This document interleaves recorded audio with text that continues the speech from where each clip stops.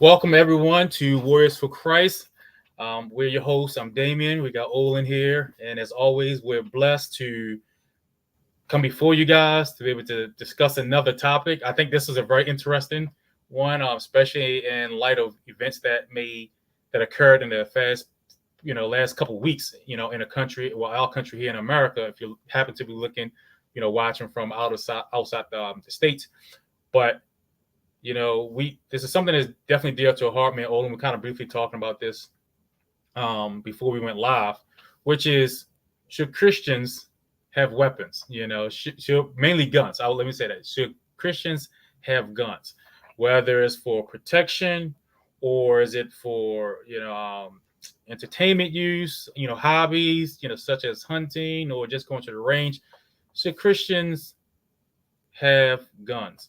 So if you're watching in, definitely give your comment on this, and because we would definitely like to hear your feedback. We would like to feed off you guys on this one, and we are going to also have. I'm looking at my phone. We're also going to possibly have a guest that may join us later on. He's running a little bit behind. When he comes on, I'll have Olin introduce him, and he'll just be part of the panel to help discuss whether Christians should have guns. Olin, I'm gonna piggyback off of you on this one. Do you think Christians should have guns, whether it's for protection, whether it's for hobby, hunting, all those things? Should Christians bear arms just to have the right to do that, or should we ignore it? No, I'm for. My opinion, I think it's fine. I'm for the right to bear arms, no matter the person. As long as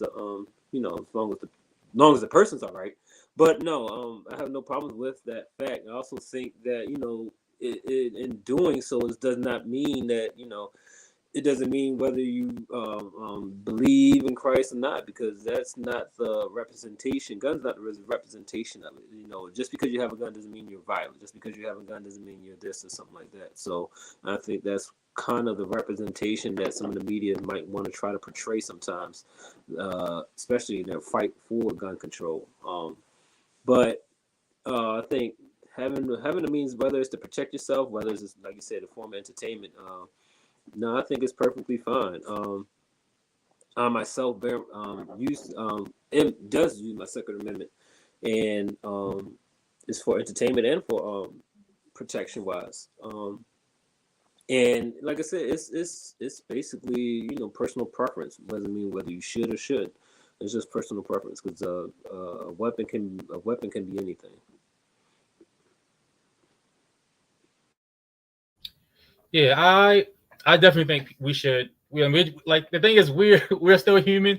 We still have the same rights as everyone else. When it comes to countrywide things and being part of a government or part of a system, Christians we still rely on the rules of the land. We still abide by the rules of the land. So just because we're Christian doesn't mean we can't do things such as hunt, you know, go to a range to shoot weapons or shoot guns and stuff like that. A lot of people think, oh, that's worldly stuff. You shouldn't do that. I was like, how does that dedicate? As long as we're not breaking any of the Lord's commandments, it's not a bad thing. If you own a weapon and you just go into the range or you go hunting, you're not harming anyone. You're not creating no blasphemies, all that stuff. Like we supposed to be looking into the commandments as his law. Are we breaking any of the things that he says not to do? And just owning a weapon doesn't do that. But there's one thing that I always question when having a weapon. And I know you have a license, your license, you get to carry a weapon if you want to. I always did wonder though, when the Lord said to Peter, bring your sword. And then when Peter brought the sword and used it, the Lord rebuked him and said, why did, kind of like, why did you do that? So it's one of those things I always wondered about that. You know, Even though we have the weapon, or if we have, a sidearm, should we still use it if an opportunity comes up? Or being that we do have it, where that means that we will use it, which will bring harm to a person. Does that make sense? You get what I'm saying? I get exactly what you're saying. And in that instance, even in the law as it is today, Peter was wrong for using his sword. So I'm going to take it as a sense of that it's okay to use your sword in the form of protecting, as in a life and death situation. That was not a life and death situation. Peter stepped out of that, and he just didn't want Jesus to be captured or go to jail. So that's why he stepped in. But it wasn't a life and death situation. So even according to the laws of today, Peter was outside of the law in doing what he did. So I think that is the standpoint as far as in that context. And here's my thing. It says thou shalt not kill, right?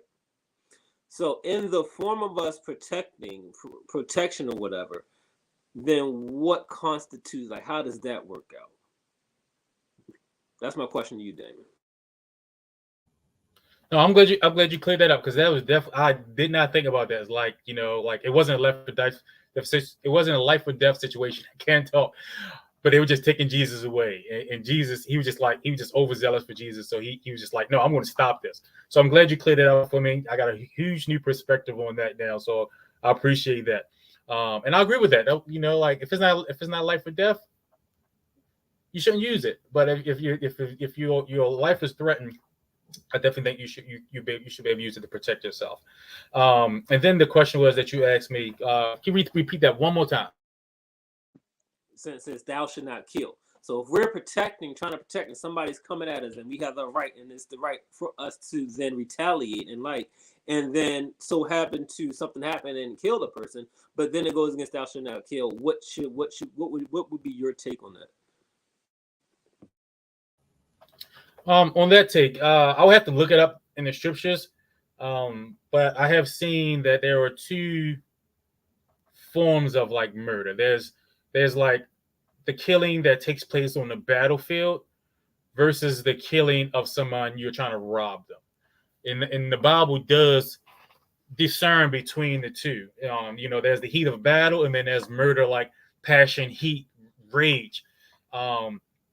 And we saw that in something like, Old Testament, of course. The Lord his people had battles all the time. They went to war all the time when people came against them. When they were trying to travel through the lands, they were asking to go through the lands peacefully. And people were like, nope, we're going to attack you. And then, of course, the Israelites had to defend themselves. And in that case, the Lord did not rebuke them for defending themselves. But he would rebuke them if he went to kill some people just because they wanted to do it, or they wanted some extra lands. And the Lord do rebuke people for that. So I would say there are two different forms of murder in the Bible. There's the one where it's taking place on a battlefield, a war sense, kind of like we see what you're talking about, like a life or death situation where you're just, harm is coming upon you. And then there's the murder where it's just like, you slept with my wife, and I'm going to bring vengeance down upon you. And that's definitely the wrong type of murder there. But then the overall thing is, as believers, this question, I'll get your opinion on this one. Should we even protect ourselves when someone's about to even do us harm? If we were to look at it, biblically looking at, following in Jesus' footsteps, when you're innocent and you're about to be put to death, should you retaliate on that person? Which is deep thought. And I think that's what the Lord wants us to want us to be at. But me as a believer, at the same time, if I knew someone was about to harm my son or my wife, I would protect them.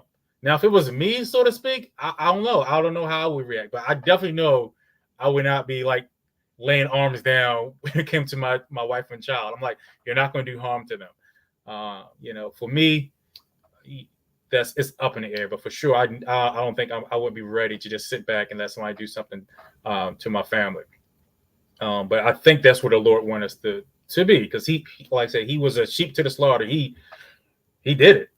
We saw him, and he let those people do those things to him, and it said that he received glory because of that. Peter, Paul, all those guys had the ability to do that, but they never defended themselves. They were always willing to lay their life down, and that's where, as a believer, you have to make a decision. You got to know where you're at in your faith for that. But what you think about that? You know, should we look, even though we have the ability to bear arms and we have the ability to protect ourselves, should we not use them? So with that, I'm gonna start with the law, and each state is different.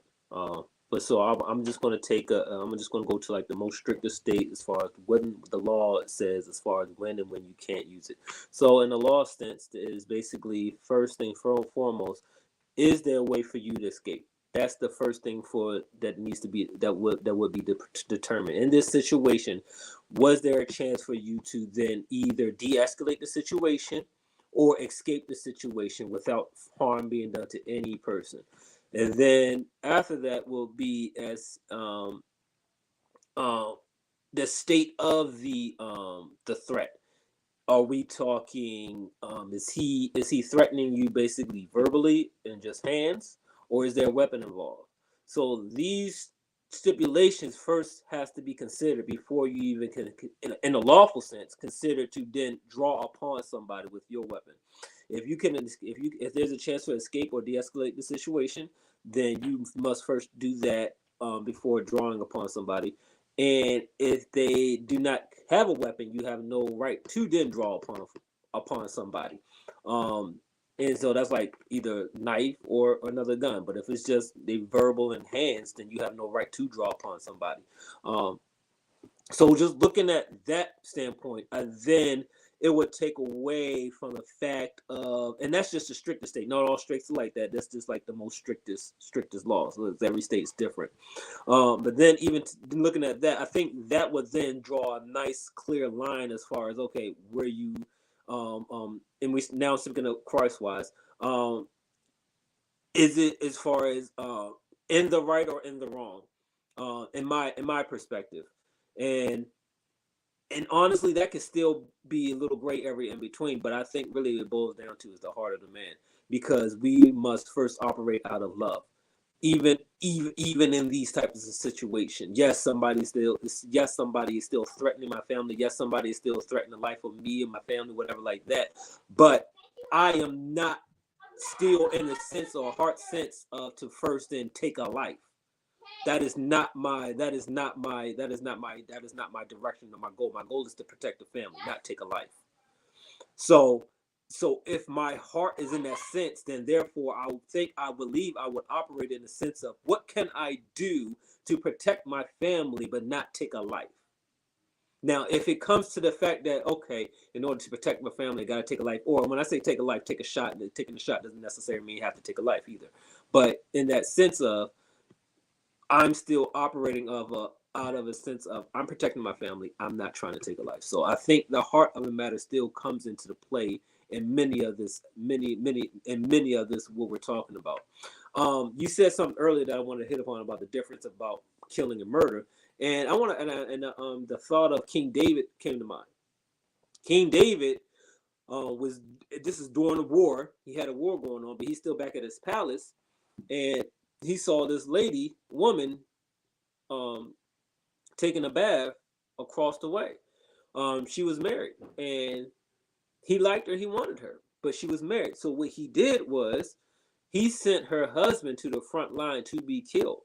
Now you use both two different iterations, and I believe in that instance he murdered him, because he might not even have did it physically, and it was still during wartime. But the thought behind of what he was wanted and what he wanted to take place, that was still murder. And so I think that really plays into play as far as when I talk about the heart of the person and the mind of the person, as far as what exactly is driving you, what exactly is being led to you. Because I believe that you can even yourself be in the right of drawing a weapon upon somebody, but if you're in the heart of hearts is a angry, or is a troubled heart or something like that, and you have desire to take a life, I still think that would consider be murder, even if you was in the right to do so. But if your heart wasn't right, I still think that was still, maybe in the courts, maybe not, but in Christ, I think it will. So that's why I say it's a little. It always draws down to the heart of the matter.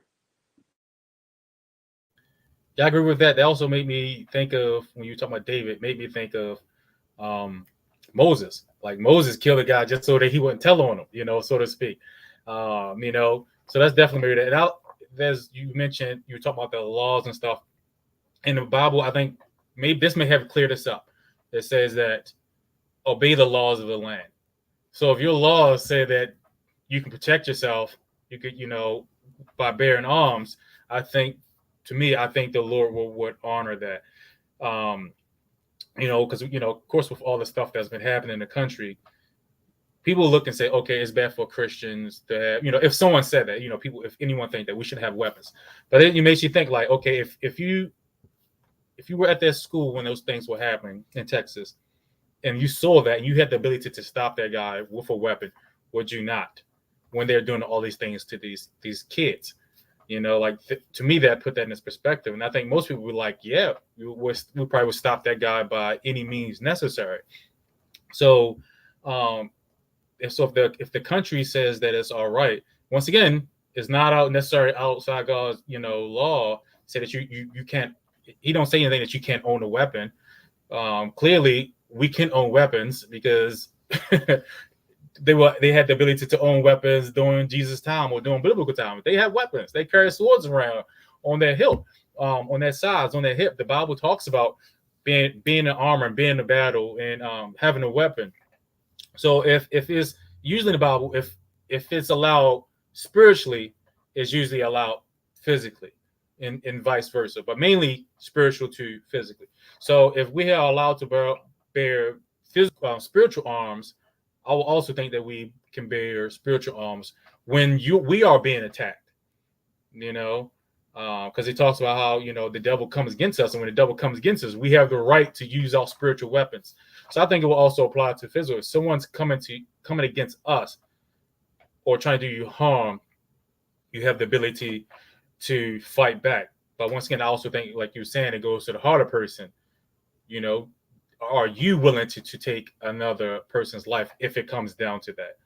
And that's what you have to really think about when you bear arms.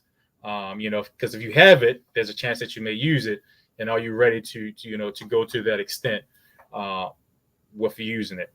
What you think about that, O? No, I definitely, and I like that a lot, because especially when you brought in the spiritual battle, because the way my life set up, I fight spiritually a lot. So so being able to exercise that, being able to, and it's funny. It's funny because when I imagine, or the spiritual battle that takes place, it's imagined with a sword in a sense, But in the natural, when I go to the range and I'm shooting guns and shoot guns, but I feel what I imagine when I'm fighting in spiritually is done with swords, that kind of fighting. And so, but even in a sense though,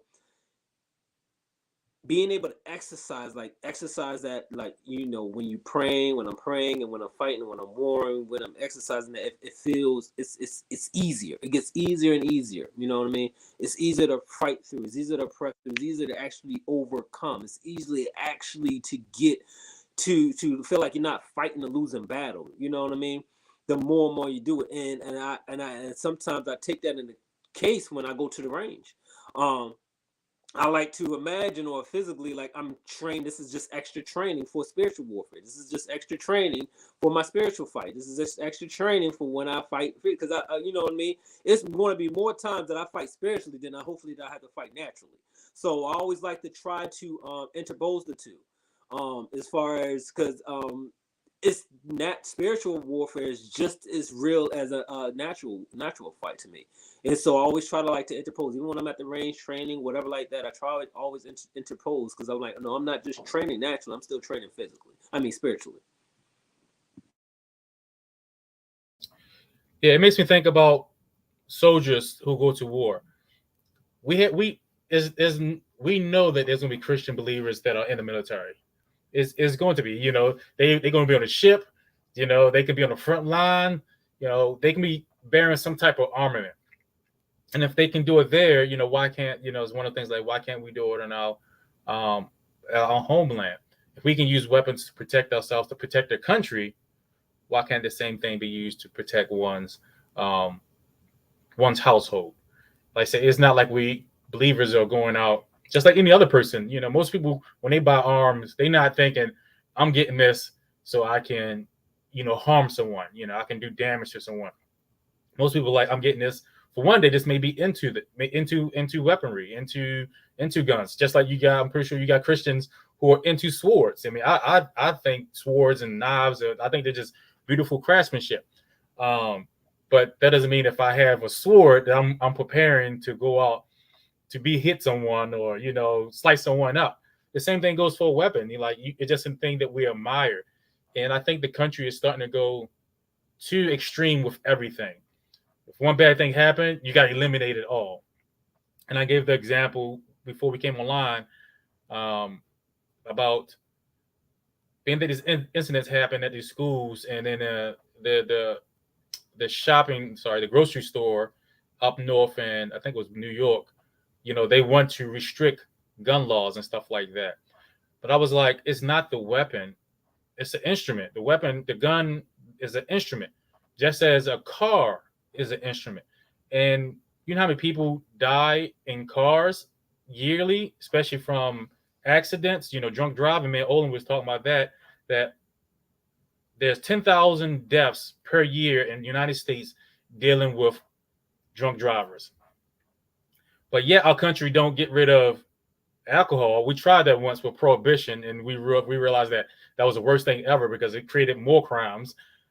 And we're not getting rid of cars. But yet 10,000 people are dying per year. But now that we have these things like these shootouts and stuff like that, these mass shootings, now everyone is saying we need more gun control. We need to get rid of all guns. You need to stop selling them. And I don't think that's fair. If anything, we need to increase our budget, as Olin talked about. I'll actually let him talk, maybe bring this up more, go in detail with it, with mental health. Like just like if someone's suffering from mental health issues, it's not a good thing for them to go driving. It's not a good thing for them to operate any you know equipment type of thing. Whether big machinery or not, is not safe. So the same should apply for those who want to bear arms. And I was like, well, maybe we can do something as simple as maybe increase the age of someone to be able to bear arms, because as you grow older, you usually get more mature, and maybe that'll help. But it would not quell the problem. It would not end the problem that comes with people using guns for the wrong thing. Go ahead, El. Yeah, because like I said, we take away the weapons. If we take away the weapons, we're not taking away. We're not really going to take away that much of the crimes. It's just going to be something, because there's countries that they absolutely don't have guns at all. They still got crime. They still have they got people walking around with machetes and knives, killing.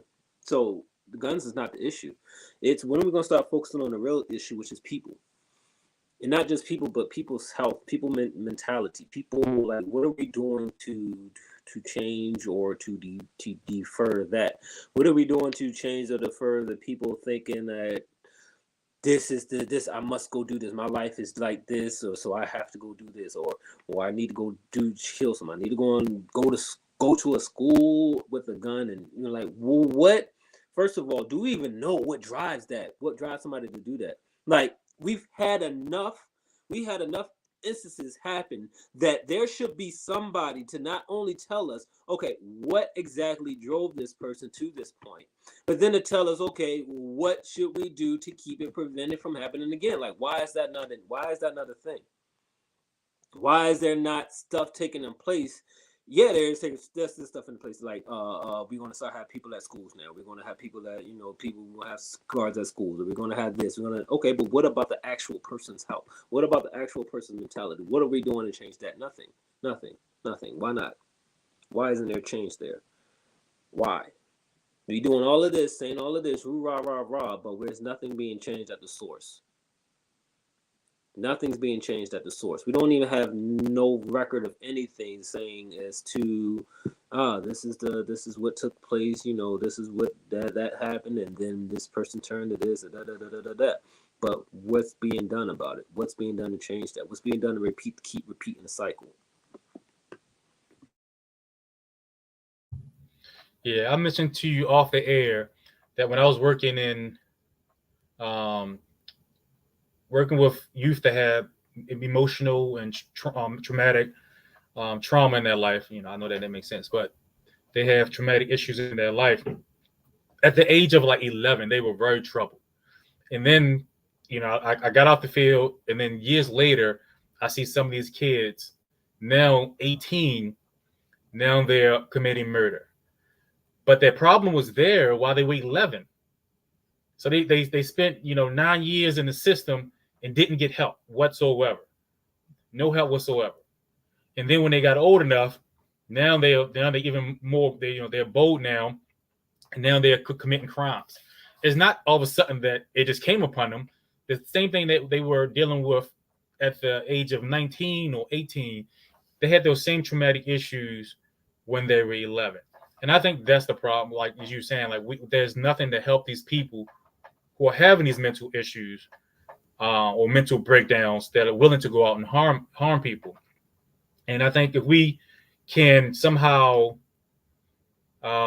manage that mental issues at a younger age, then you probably have, you probably wouldn't have these problems.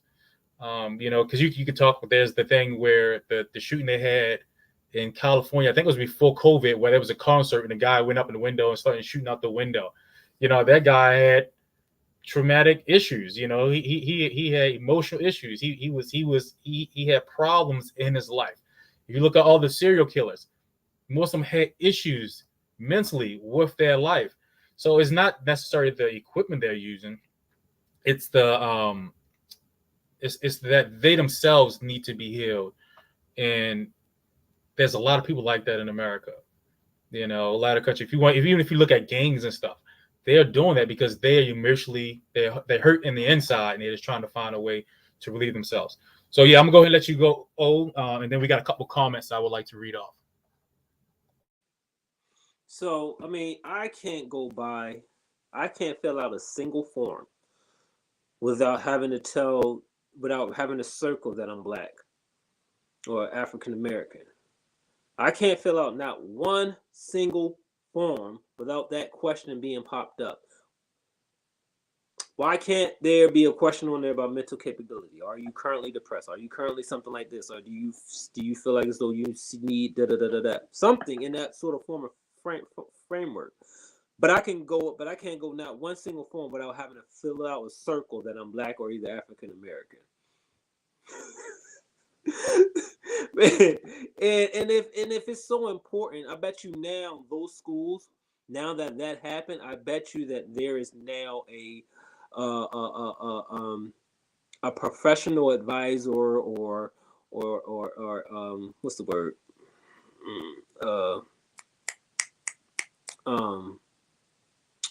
Somebody that those kids or teachers can now go to talk to help them get through what took place, right? A therapist, let's say that. But why isn't there one currently on? Why isn't that a standard? No matter if something happened at all, why isn't there a standard that there's a therapist on site that anybody can go and talk to if they're ever dealing or feeling the need to go talk to somebody? Why isn't that a standard practice? Why isn't it on the curriculum about how to maintain good health, good mental health? Why is that not in the current curriculum? What, like, stuff simple as that? How to overcome, or what things, or how to even to identify if it's a problem in it, period. Why isn't that a class? Why isn't that in the curriculum? Why isn't that, stuff like that, simple as that? That's not the show. But we can have more jails. That's something that they actively do and study for and prepare for, and based upon the studies and shows and say, okay, we're gonna need a new jail in this area, but nothing to actually stop from even get people from even getting to that point. Yeah, I like the idea of, maybe there's something thing they can do, some psych tests that you have to fill out before you get, before you're able to purchase a weapon. I don't know how they would do it, maybe electronically you ask certain questions a certain way, because the CIA know how to do it. They know how to put questions a certain way. Even though it seemed like a simple a questionnaire, the way you answer automatically tell them how you're thinking. So maybe they can come up with something like that.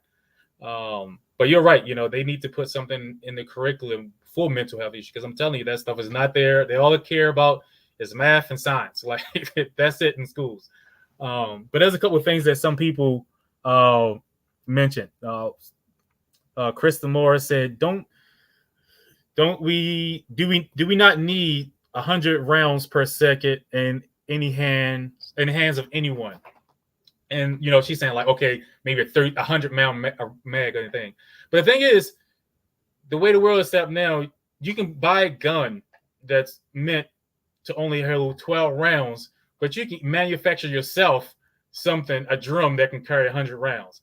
So it's not necessarily that people are going to make it any way they want. They're going to just make 100 mag drum.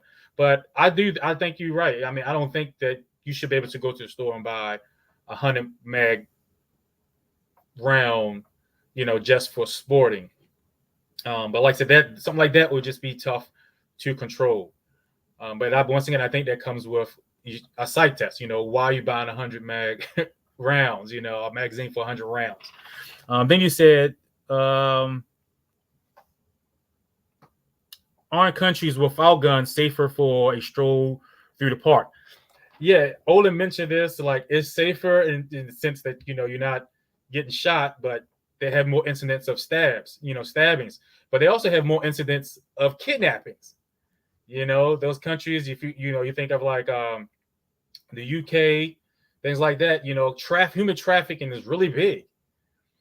So you may not have guns, but now being that people can't protect themselves, people are just getting snatched up and dragged away. So as Olin says, limiting the guns or limiting weapons doesn't mean that the crime is going to stop. People are just going to find another way to do it.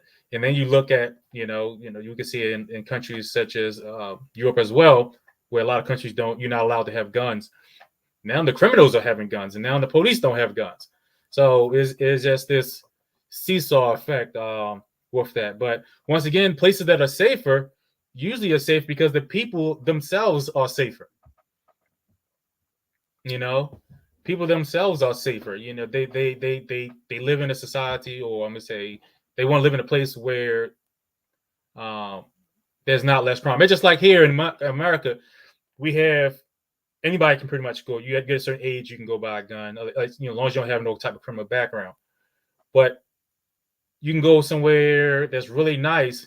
I'm trying to think of a place. You can say Beverly Hills or something like that. You wouldn't know that these people have guns on them because the people there, they're just nice people. So it's just going to be less crimes. It's the people who are mentally ill or are in a stage of their life where they're wanting something, like food or something like that, where they just feel desperate that people use guns. So our country, we have guns all over the place, even though it may feel safe. You don't know that person has a gun that's walking beside you. It's just because they themselves are not mentally ill and they're not usually harming anyone. So we don't know. So hopefully that makes sense. Or at least me trying to comment on what you said. Feel free if you got something to add while I'm going. So yeah. You got to think about something too, as far as I'm talking about the 100-round thing.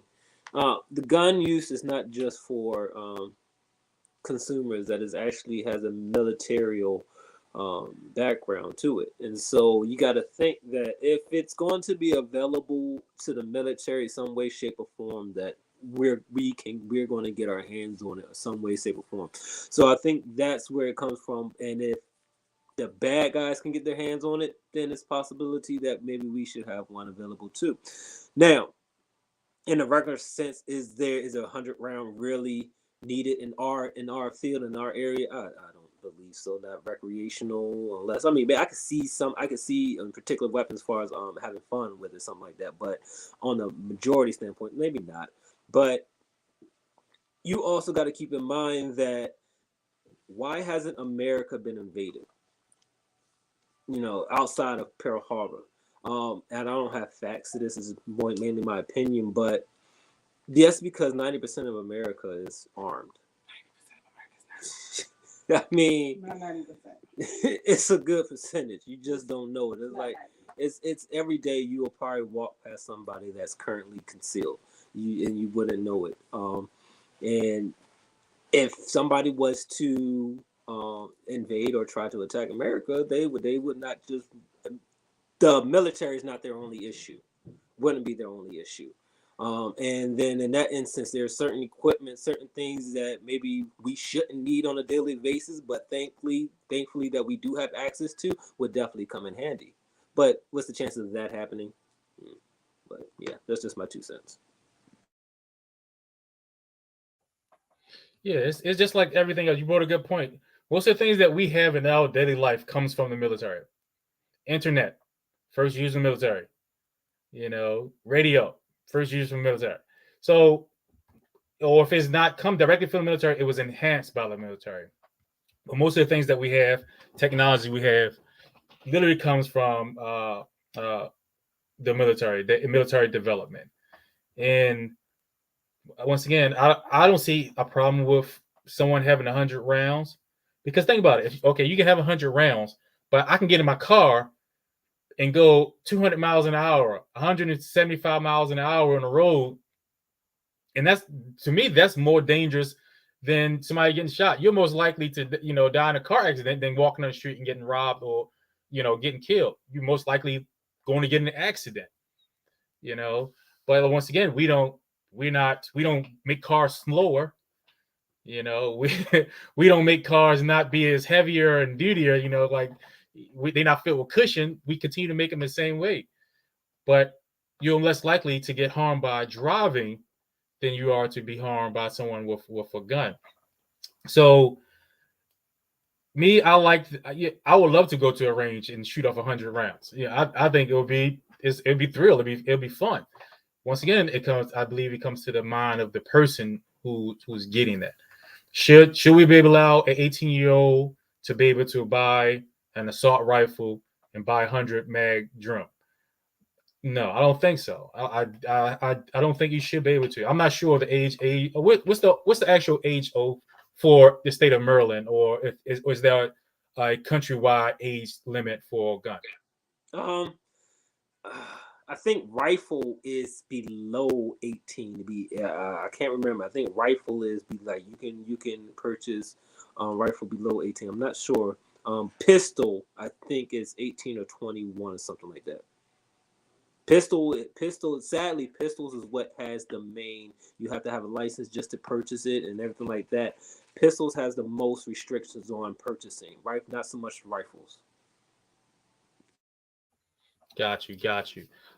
She responded back saying, "But your car won't end up in a classroom with 9 or 10-year-olds or babies." But you got to think about it. When they had that it was a rally, and then you had people just driving their cars through rallies. I mean, isn't that now the instrument to harm someone, a vehicle? And we have seen that plenty of times in these last few years, where people just peacefully protesting, and people would drive their cars through it. People would get killed that way. So it's not necessarily that somebody's using a car and going and driving into a classroom with babies, but people still use cars for weapons, to drive people over, hit and runs.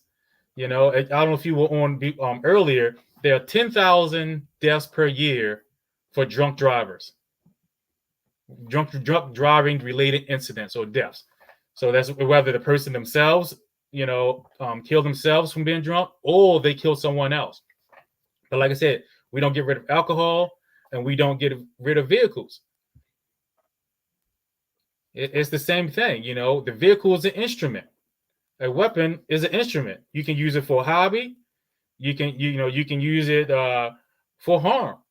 And I think the same goes. It's all in the state of the person's mind who's wielding the instrument. Like I said, at least in my opinion on that one. And then there's another one. Someone said adding a mental health assessment in addition to the purchasing gun application should be a process that take over a year. I agree with that. I don't think you should be able to go in, fill something out, and you get it back in a day. Or I don't know how long it takes because I never purchased a weapon. But I think it should be a process for that. There should be deep background checks, and maybe even is the federal government regulated somehow even more, or get even more involved in the process. Using technology. Of course, people don't want to have their retinal scan and stuff like that. But maybe there's something deeper that they can do to be able to identify you faster, whether this will be a good thing for you to have or not. Because once again, people use guns for hobbies. As athletes, there's competitions. There are good things that come out of this. I even watch videos where little kids were being trained, not necessarily trained, but they use the shooting as a hobby, as a sport. And by doing that, that kept them off the streets. That kept them from wanting to be part of gangs and doing all that, because now they're involved in something. So once again, it's a good or bad thing. I think it's based on the person. You got anything to say, before I go to another comment? So, yeah, I definitely agree. And you also got to take into account that not all the time, one, that guns can be obtained illegally. Two, that outside of being obtained illegally, they can be obtained through negligence of parents and family members, meaning their parents or family members could have obtained them, but they're not secured as they should, and then somebody comes in that they know and takes them. So, I mean, it's more than just one area that these guns and weapons can be obtained. I'd like to pose a question, though. How do you feel about guns inside of churches? Do you think it's necessary? Do you think that it's okay, not okay? And you trying to stir up something. Once again, I think it comes to if your state. I think if your state allows it, the scripture says that we obey the law of the land. So if some people come and they want to come armed, like I say, I don't see nothing really wrong with it, because there's the incident I remember. It probably actually was Texas again, where there was a service going on and someone came in with I think they had a shotgun underneath their coat, and they started shooting people in the church in Texas.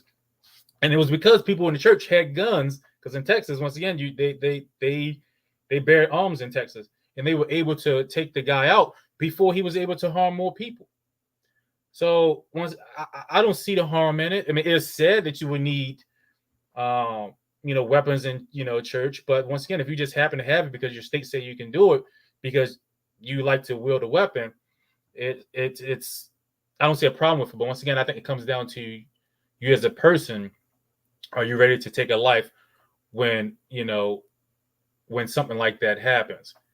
I don't see no difference than having security. Matt, if we go pay the police to say, hey, we're going to pay you today to watch our church. He has a gun, or she has a gun. I don't see a difference than that than, someone else with it. But the one thing I would say would be difference is that training. Hopefully the police has more training than, the regular civilian. But I also hope that a civilian, if you have guns, that you should be training as well. You shouldn't just buy a gun and be like, oh, I'm good, I'm putting this on my hip. Hopefully you go to the fire range and learn how to use it as well. Just as we train to drive a vehicle. We just can't hop in a vehicle and start driving.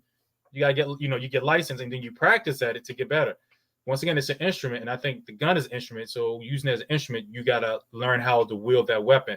Because the scripture talks about having a sword. We talked about it earlier, and we have to get better at using that sword. So if people were allowed to use swords back in the day, why can't we have firearms today? But once again, know how to properly use them, not only for defense purpose, but so that we don't injure yourself. Like when you have one, you got to know how to work it so you don't harm yourself trying to use it. So I don't think there's a problem with it in church, really, because once again, we're just regular citizens, just like everyone else. Sadly, the average police don't have more training than I see you shaking your head with that. Sadly, that needs to be changed too, as we saw with the school incident, standing out there for 45 minutes. No, that's unacceptable. Think somebody that's been trained, and that goes to the range constantly and stuff like that. I think if you would have let them loose in there, they would have been more effective than those cops and police that was there currently there. But yeah. As far as in the church sector, I mean, there's been incidents that we have in churches just like we had in school, and then as a possible target is a possible target, especially with some of these big churches. Money is definitely being handed around. A lot of that money would be cash, and there's a possible opportunity for something to take place. And so I think it would be a good idea to just have protection. Of course, just like anything else, though, training needs to be involved. You need to know who that person is and stuff like that. You can't just allow anybody in with it. But even still, it's still something that we just can't sit idly by and ignore and think that it will never happen to us. We can't live by that no more. We have to start thinking at the worst case scenario. What will we do? What will you do in the worst case scenario? What are you willing to do to protect yourself, protect your family? What are you willing to do? And we have to start thinking like that, because don't want to say it's only a matter of time, because we can go our life and stuff like that. Pray to God will never happen to us, but I would like to be prepared just in case. I would like to be prepared just in case, and I would like to think that I was trained and prepared to handle the situation as best of my ability, because the protection, if we allow on the government for protection at all times, we will be sadly let down. Not all the time, but I mean, in case we just saw, we was sadly let down in how they handled that situation.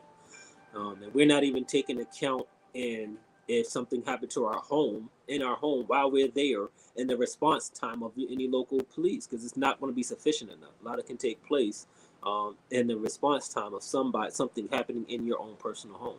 So saying that we rely wholly on the government, I don't think that's a good enough preparation. I don't think that's good preparation on our part. I think we need to start looking into taking into different things and different steps as far as taking the responsibility on our own. Yeah, I agree with that. Belina said any mental health assessment and application should be, part of the process and should take long. I just wanted to go back to that because it made me think. I was like, why don't they have, before you can buy a gun, you got to have a certain amount of hours at a range or something practicing? You know what I mean? Like, have paperwork. You spent this much time learning how to use the weapon that you're trying to use. I think that will help out a lot as well with it, because we do the same thing for driving. Everything else we get tested, you got to show that you got hours in it.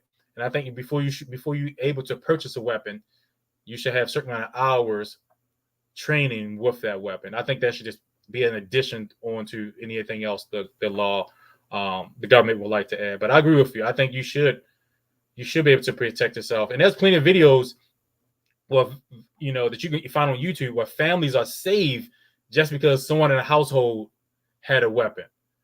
And maybe that person wielding fired a shot at the intruder, and the intruder leaves, or the intruder themselves were harmed and never left the scene again.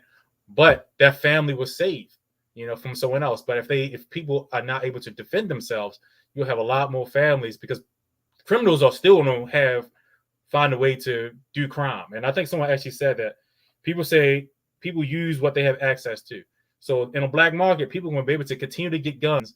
And if the civilian is not armed, they don't keep doing what they want. This any household, you don't got to worry about it. The police going to take a long time to get there. So I think you're right. I think homes should be able to protect themselves, or individuals in their homes should be able to protect themselves. Yeah, that's fine. Let's focus on the law as far as and with Maryland. Let me say this: Maryland and DC is one of the strictest states as far as purchasing a pistol. Let me say that because they put more emphasis on pistols than long guns or rifles, in the sense that pistols are easily to conceal. So, in a pistol in Maryland, to even purchase a pistol, you first have to have a license. And in that license, there's training involved and range time and stuff like that. There is nothing in the sense of that as far as when it comes to long guns, rifles.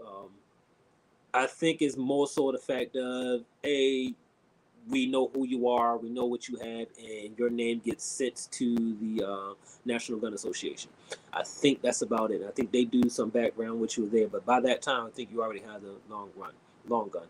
But as far as pistols, just in order to even purchase one, you do have to take steps, and that's just in Maryland as far as what I'm concerned. And then to also carry that concealedly is a whole nother process that your average American can't even get approved for. But you also got to take into account. Let's look into Baltimore, since we are mostly from Baltimore. Let's look at Baltimore.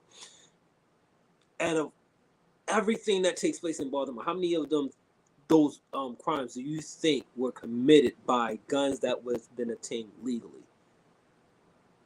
So we put so much emphasis on the law as far as this is what you need to get to attain to, when a lot of that stuff that you're just thinking of Baltimore, hasn't even, those weapons 90% of the time wasn't even obtained legally. So when you put more emphasis on the law, on how to obtain and how to get, when most of those is not being tamed in the same circumstances, ultimately you're just hindering the people that are there for their protection, basically, or that are obtaining them for or for purposes that could even alleviate a lot more crime, or alleviate a lot more deaths, or alleviate just for protection means. So, but again, that's a catch-22, because I mean, yes, not going to say some crimes don't be committed by guns that they attain legally. I'm not going to say that either. But even still, you got to think about, guns can be attained illegally, just for the simple fact, because even if you was to, let's say this, if I was to use a gun that I obtained legally, yeah, I'm not getting away with it. So if I was trying to do something illegal, get away with it, I personally wouldn't use something that I obtained legally. So I'm just using that in a frame of mindset. But No, I mean, you got a good point there. Having all these regulations is not going to stop it. Like I said, people are going to use what they can get their hands on. And like I said, most of the kids, they're 15, 14 years old, with guns. Of course, they're not going in and buying them. They get that illegally, through, other channels. So you're right about that. And I like the point you also brought up, like it only hurts people who are responsible from getting their hands on weapons, or makes it harder for them, because criminals they won't get their hands on it easily. But those who are innocent and responsible won't be able to get their hands on it, and that's facts there. And I don't think necessarily trying to keep people from getting illegally or changing laws and regulations is not going to help either. Simply because, someone put here, things something like tobacco kills more people.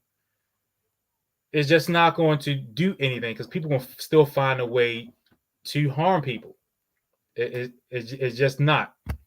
And then getting to the tobacco thing, if they really cared about, if the country really cared, or the government really cared about youth, this person made a really good point. Tobacco kills more people than guns. In this country, through diseases and such, and kids are now even smoking even younger. So just the idea of saying, "Oh, let's just get rid of guns," we can say that same thing for a lot of other things that are here in this country. But we don't get rid of tobacco because we say we put an age limit on it, and then you're good to go, just as we do with guns. And also gave the example um, for vehicles.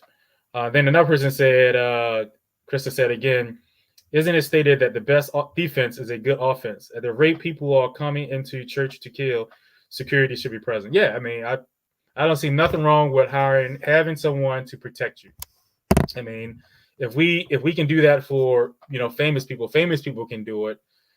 I mean, yes, you should also be able to have protection for schools, churches, office buildings, wherever security is needed. I don't see a problem with it. Having some armed people for your security is nothing wrong with it. That's the reason why we have a military.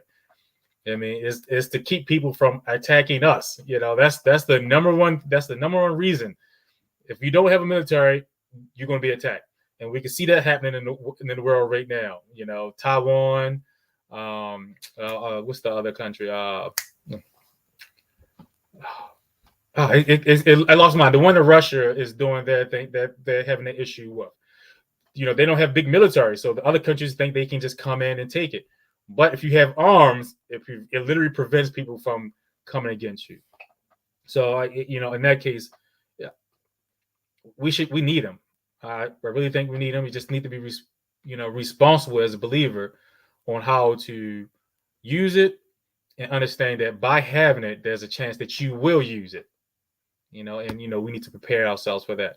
But like I said earlier, if I had one, I would protect my family. There's no doubt about that. I would protect my household if it came to it. Let me see. Someone said possession of an illegal firearm in the state of Maryland, D.C. that has been used in a murder will be sentenced. This is what the law put in place for those in possession of illegal arms. Yeah, I mean they're having illegal arms, especially if it's been used in a murder. Like, you automatically get a certain amount of years off the back, and then you get, I think additional years for each round. But once again, that doesn't necessarily stop the problem. The problem is you got kids who are out here because their life is just messed up. They live in the ghetto. They're poor. They want food. They're looking for a purpose. Like, all that is the root. Like, if you even can keep the kid from even getting involved in that, then most likely you're saving someone who will become a murderer, and you're also preventing people from being harmed by this potential person. As I gave the example of the kids I work with, by the institute I was working for, we didn't save those kids. At 11 years old, we saw things in them, we saw behavior, but there was not enough funding there to actually help that kid with their issues. These facilities are overcrowded. They meet with their therapist, once every 3 weeks or something like that. Something crazy. That's not enough time. And then they get older, they get kicked out the program, and they're still unstable. Now they can legally get their hands on guns, or they can illegally get their hands on weapons, and this is where these crimes come in. But if we were able to reach the youth while they were young, that would most likely prevented them from doing a crime later on. And I think that's the root of the problem. We got poor country. We got poor states. We got poor cities. We got desperate people, and those in the government are getting paid thousands upon thousands of dollars. They themselves already have businesses that make them rich in the first place, and now they start working in the government, and they get even paid more with crazy benefits. Some of that money, if done right, can be properly channeled to help these people who are who have issues. Even grown men. We got individuals who go in the military. They participate in war, and they come home and they don't get the proper mental, I'm not saying stimulation, but mental assessment, mental aid to help them after they come home from war. And they do things themselves. Now they have trauma. They either start hurting themselves or they hurt others. Once again, it goes to how they are dealing with their mental state, and that's what we need to address.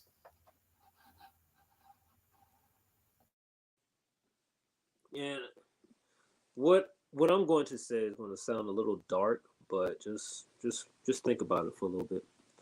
What if every living being lived to be about at least 100 years old? What if every person had the ability to live to be at least 100 years old? The earth wouldn't be able to sustain that. Think about it. The earth itself wouldn't be able to sustain if every person, basically no death, no killings, every person lived to be 100 years old. The earth would be able to. We wouldn't be. We have more problems. We have problems with not enough food, problems with not enough room, space, a lot of stuff, money. There's a lot of issues that will come with that if death really wasn't an issue. I say that to say this. They are not going to government, people in charge of the world leaders, whatever like that. They need death to take place. Because the world wouldn't be able to function if death wasn't an issue. If some of the diseases were cured, if they really controlled the crime rate and death rate, killings and stuff like that, if they really put a stop to all of that, the world, us as we know it, the world system as we know it would totally crash. So I say that to say this, that the only person that depends, that will 100% depends, that wants to see you live is yourself. The government doesn't really care. Especially if the guys are thinking that, well, death is not so bad. Killing is not so bad. It's helping us calm the population. It's helping us control the population count. So the only person that you can really depend on is yourself. Can't really depend on the government.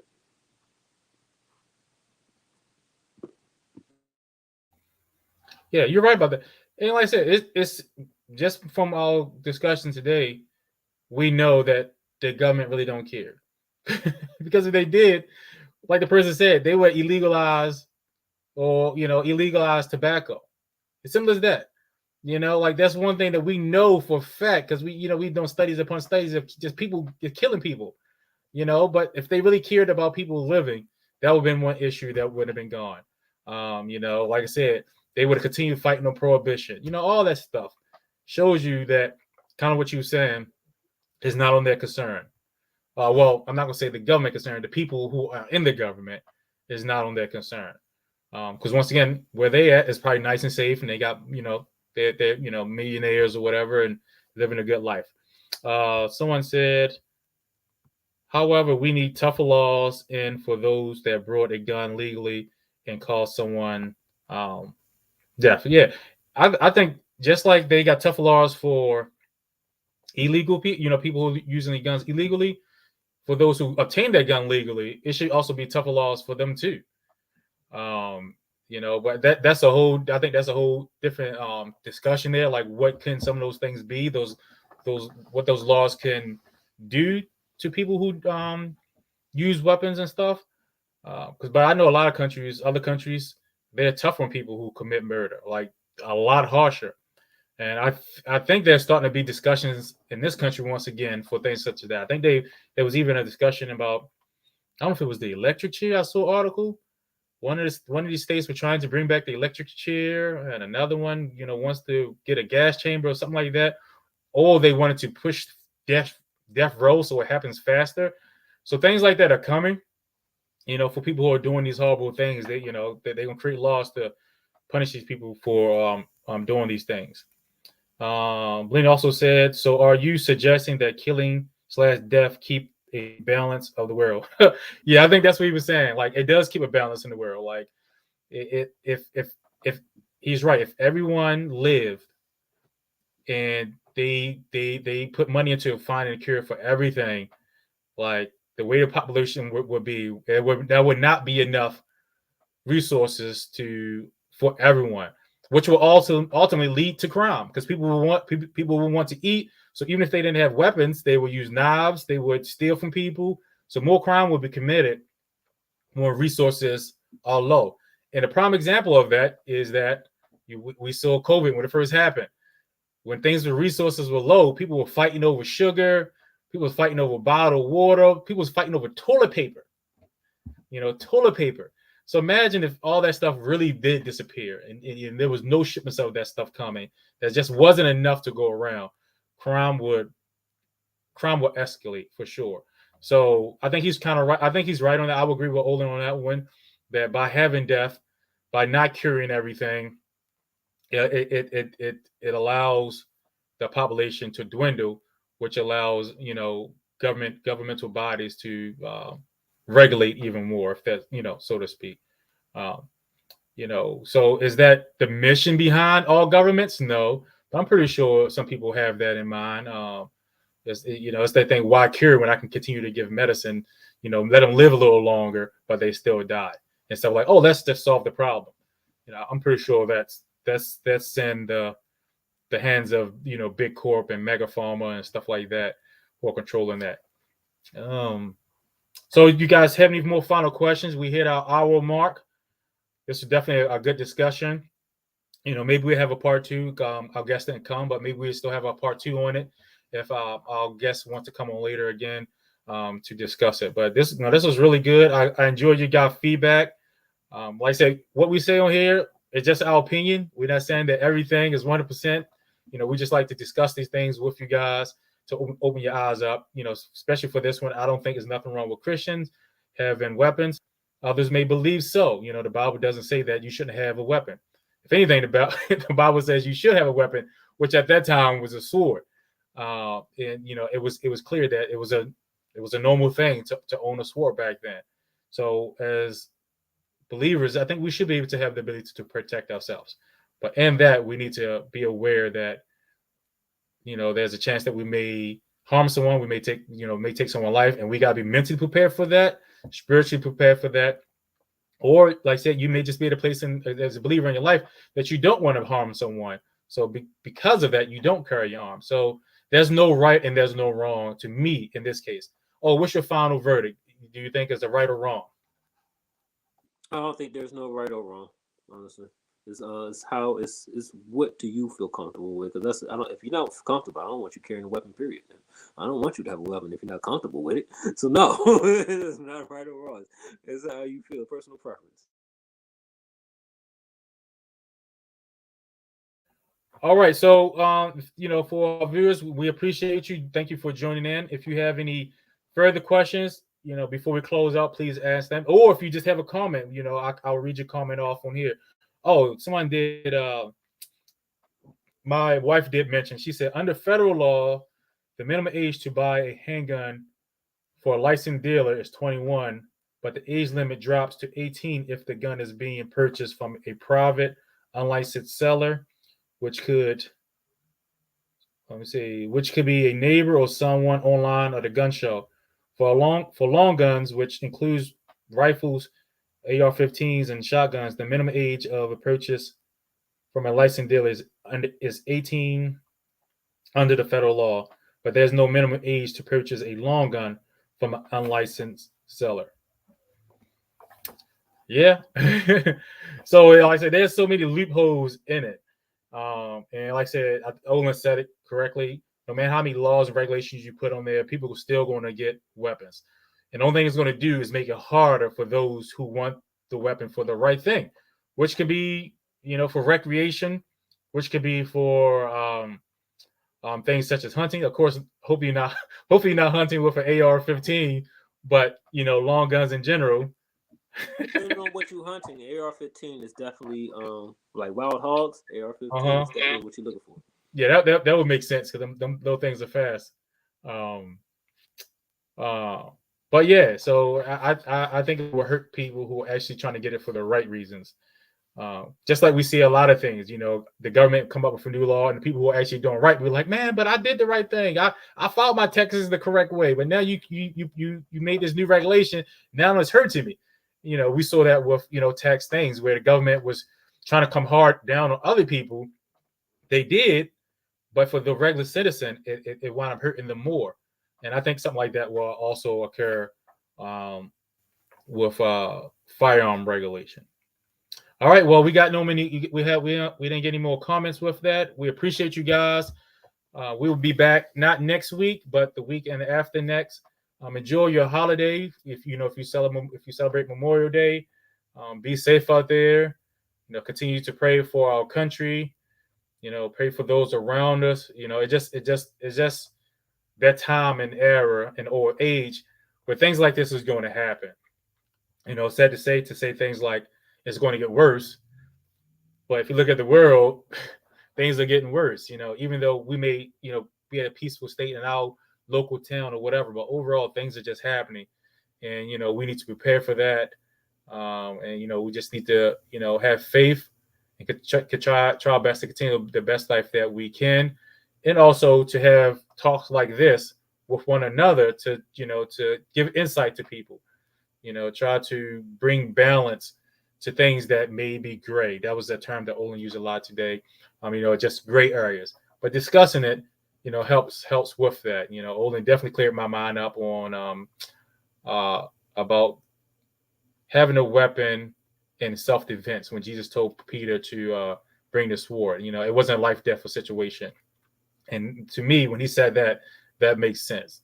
I think if it's a life or death situation, if you have a weapon and you can protect yourself, it's best that you protect yourself, protect your loved ones, and then we deal with the thing afterwards. But protect yourself by any means. You have any last things? All right. Well, we love you guys. We enjoyed this talk. It went very well. Sorry, I was reading a comment. It went very well, and if you got further stuff to say, continue, comment below, and we can continue the discussion in the comments. If you're watching on YouTube, please subscribe, share. Warriors for Christ. Once again, we're not doing this for numbers to try to be famous, but just to try to bring a practical sense of living as a Christian to the world that we live. And I think that's kind of the purpose of the channel. We're still civilians, we're still human, and how do we deal with these things that are happening in the world and our life? And last comment, someone said it needs strong assessment for buying a gun or rifle. Yep. I mean, I don't think there's an issue with that. I think that's something that we said. There should be some type of assessment happen, and something that should happen faster. What's that? Something that should happen continually. I mentally agree. A mental assessment should probably be, okay, you own a weapon. You took a mental assessment at the beginning of getting a weapon. Okay, 2 years later, let's take another assessment to maintain that weapon. I think that's a good idea too.